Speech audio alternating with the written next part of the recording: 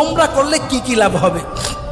1 নম্বর, ওমরা আল্লাহ তাআলা কোরআনে বলছেন তোমরা ওমরা করো, ওয়া আতিমুল হজ্জ ওয়াল উমরা, এজন্য আমরা ওমরা করব।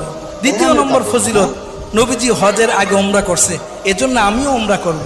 3 নম্বর, যেই ব্যক্তি ওমরা করবে ওই ব্যক্তি নবীজি বলছেন সে যেন আমার সাথে সাক্ষাৎ করলো, সুবহানাল্লাহ। 4 নম্বরে ওমরার ফজিলত, যেই ব্যক্তি ওমরা করবে নবীজি বলছেন আমি তাকে সুপারিশ করে জান্নাতে নিয়ে যাব, সুবহানাল্লাহ। 5 নম্বরে ওমরা করতে গিয়ে আমরা বাইতুল্লাহতে নামাজ পড়ি, 1 রাকাত নামাজে 1 লক্ষ রাকাত নামাজ পড়ার সওয়াব পেয়ে যাব, সুবহানাল্লাহ। 6 নম্বর ফজিলত হলো দুনিয়াতে থেকেই জান্নাতি জিনিস এর মধ্যে চুমা দেওয়ার সুযোগ হয়, যেটা হলো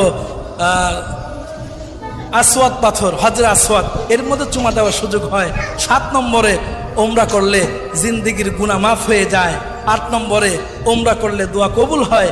9 নম্বরে ওমরা করলে, ওমরা করার সময় যখন আমরা লাব্বাইক আল্লাহুম্মা লাব্বাইক বলি, নবীজি বলেন লাব্বাইক বলার দ্বারা সাথে সাথেই তার সমস্ত গুনাহ খাতা মাফ হয়ে যায়।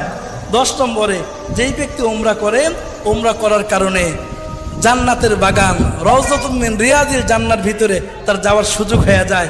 11 নম্বরে